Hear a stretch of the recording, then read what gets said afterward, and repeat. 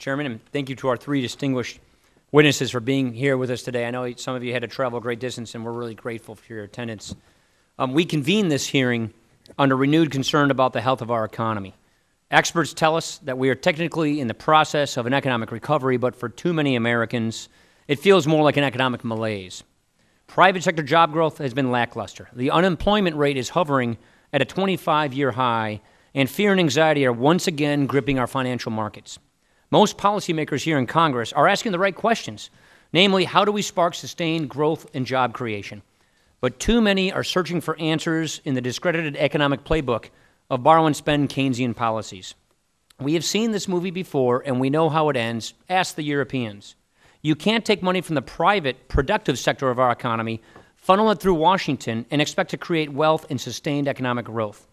Centralizing power in Washington, expanding government's reach into all sectors of our economy and more aspects of our lives does not create jobs. Unfortunately, I believe our policy differences center more on ideology, not on economics.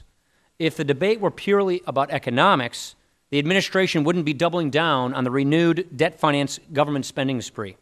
If it was about economics or even pragmatism, we wouldn't be planning to hit the economy struggling to recover from a deep recession with a slew of new tax hikes. We wouldn't be shackling our job-producing businesses with more regulations. But that is exactly what the administration and the majority in the Congress are doing. Americans want their representatives to do what works. They want common-sense pragmatism, not blind progressivism. I reject the false premise that only forceful and sustained government intervention in the economy can secure this country's renewed prosperity. Adherence to this premise has given us a damaging policy mixture.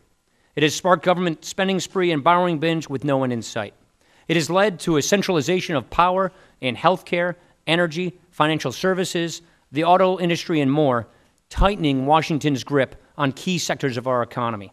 It has fostered continued policy uncertainty about tomorrow, which stifles investment today. It has caused new barriers to growth and has rationalized the need for more tax hikes in the future. This Congress has failed to even produce a budget, and it has refused to consider the tough choices to deal with our massive debt burden, a debt burden growing exponentially larger with each kick of the can further down the road. Workers, taxpayers, and families across this country have been guinea pigs in this Neo-Keynesian experiment long enough. The results are in. Washington's economic experiment has failed. Let's try something different. Let's try something that works. Instead of erecting new hurdles for entrepreneurs, let's reduce the government-imposed barriers to grow, produce, create, and innovate.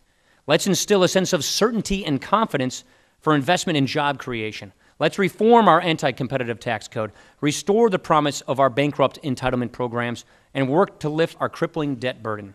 We need to chart a new fiscal and economic course, reforming government and putting in place a plan for growth, a plan for prosperity.